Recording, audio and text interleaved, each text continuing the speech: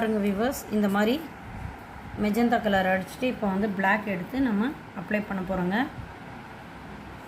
இந்த சைடு பார்த்திங்கன்னா Cello tape வந்து ஒட்டி இருக்குங்க. அது வந்து நம்ம பெயிண்ட் பண்ணிட்ட அப்புறமா அன்ஈவனாக இருக்குதுன்னு பார்க்காதீங்க.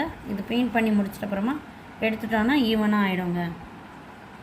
கீழ் பகுதியில் பிளாக் கலர் அப்ளை பண்ணிடணுங்க.